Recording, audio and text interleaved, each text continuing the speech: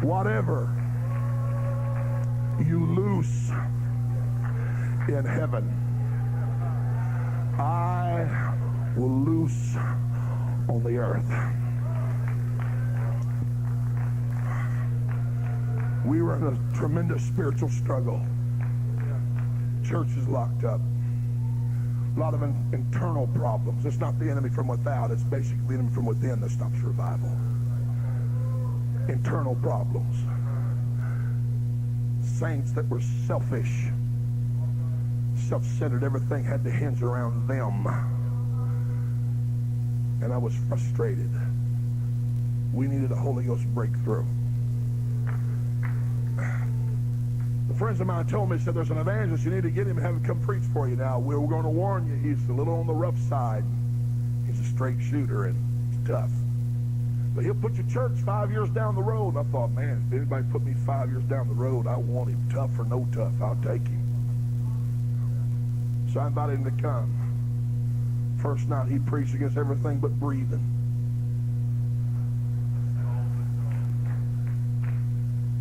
He preached one night, hell so hot he had lava running out of the eye sockets. He preached that night, I was like, oh God. Now, see, I know how Brother Haney feels when I'm preaching for him sometimes. I even have a church left when he gets through. My God. There won't nobody come tomorrow night. The only thing he said to me going out of the building that night is, don't worry, God knows what he's doing.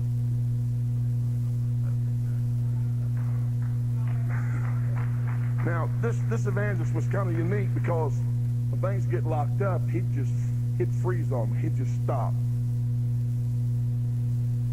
He'd say, I ain't budging until you people pray through and get a breakthrough. Well, I knew him and I knew them. And I'd come to this realization. We in for the longest church service in history.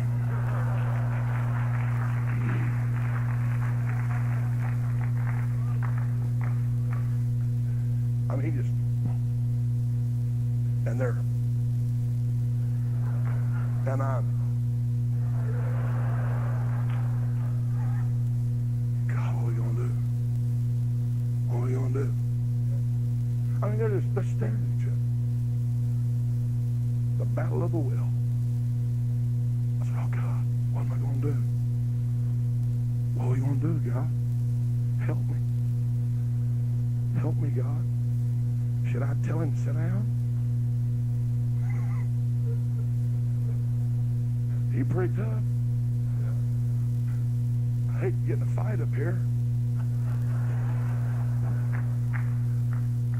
What am I going to do, God? This ain't what I don't see how this is putting us 5 years down the road. I think we just backed up a few months.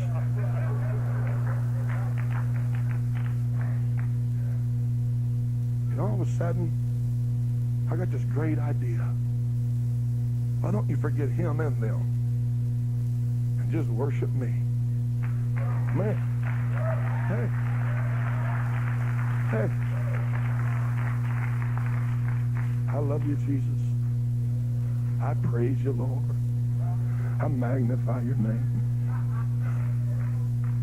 Oh, God, I love you, Jesus.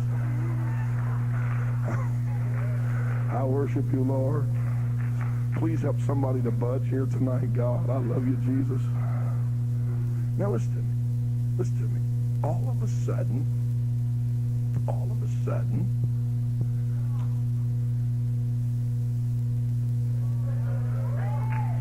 I took a big old swig. I said, man. See, if you wasn't here the other day, you know what I'm talking about. I said, man. I feel a little Holy Ghost buzz. Mercy. Man, this is kind of nice. Something fixing to happen. This is 10 of them. Fill her up.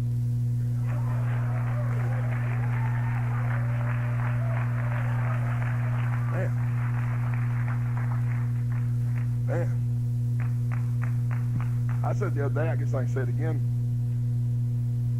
the drunker you get, the better everybody looks.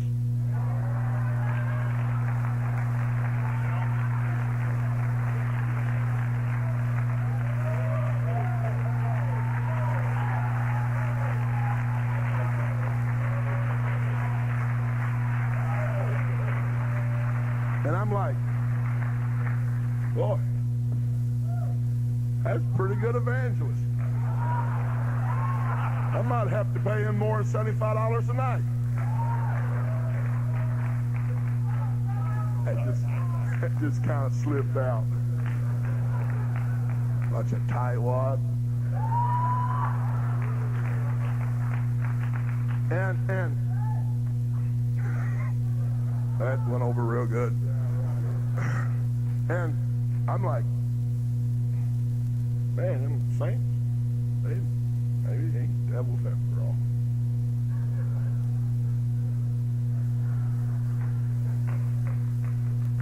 Try it, you might like it.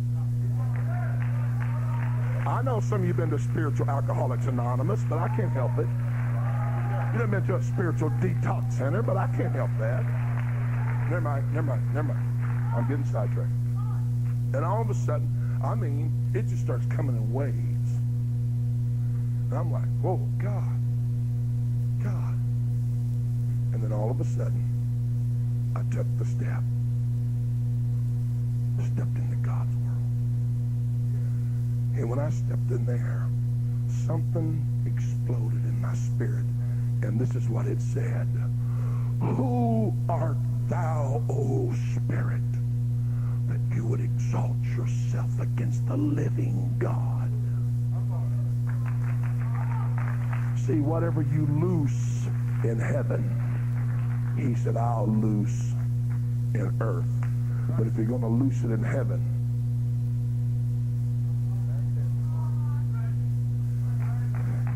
and I mean, this thing's, it's on me now. And it's forceful. It's forceful. It's like, who art thou, O Spirit, that you would exalt yourself against the living God? And the next thing I knew, when that would explode, I was speaking in a tongue. But it wasn't this little dainty tongue of edification. It wasn't this little cute prayer language tongue. It was this forceful, like a hammer. Boom. And I knew every time I said, who art thou, O Spirit, that I was talking to that spirit in tongues. Now, that's weird for some of you. Welcome to the wonderful world of the apostolics. I don't know where some of this cute Pentecostalism come from. Yeah, come on. This little dainty stuff.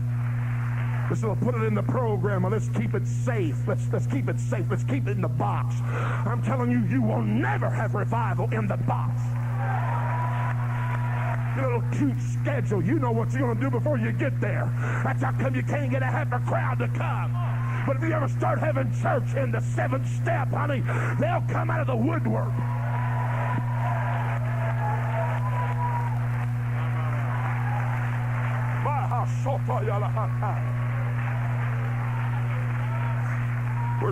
Is Jeff here? Where's Jeff? Jeff, are you here? Hello? Come up here. I want people to know that. Come, get up here. Indian giver.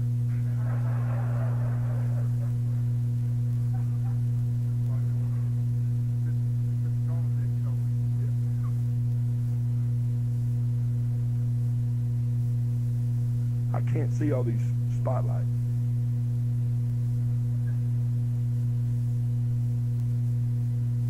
Now, I want you to come up here, stand right here. We have an assistant general superintendent. We have district superintendent. We got some officials here. Now, I want you, if I start lying, you just nod, tell them. He was there.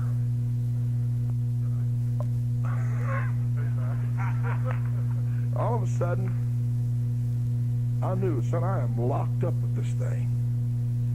We're in a fight. And the evangelist picked up on it. He said, church, you've ever prayed for your pastor, you need to pray now. So he's fighting with an old spirit that's bound this church for years. Said if he wins this thing a breaking revival, if he don't, he'll leave this place with a nervous breakdown. And I started fighting across the platform. Now you call it weird. You stay over there in your little emotional arena. You stay over there with your dual light. Stay over there. This don't make a lick of sense. Just like those people, Elijah gets called up and Elisha comes back, and those boys are the sons of the prophet. The prophet said, "Boy, quite a dust storm over there, wasn't it?" It's a dust storm. They call it a dust storm. And the old Elisha said, "If you could have seen where I stand, you wouldn't call it a dust storm." Just depends on which side of Jordan you live on.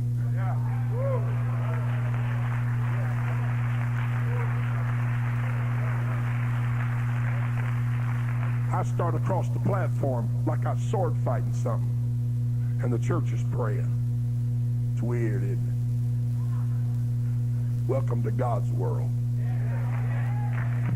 You think that's weird? He spits and makes mud balls and packs them in eyes. He said, when you get over here, I don't need your wisdom. When you get over here, I don't need your intellect. When you get over here, you don't run this. I run it over here. We do it my way. This ain't Burger King. I'm fighting across that platform. And I knew. We'll tell you where your miracles are at. It's not in some faith healer walking to a pulpit and you putting confidence in men. I'm some spiritual guru coming and practicing on your people and in your church.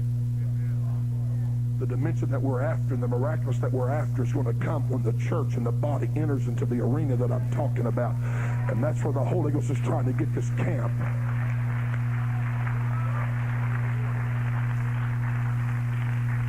I can remember just a few things about it. I do remember thinking, we got this thing knocked down. Let's finish it.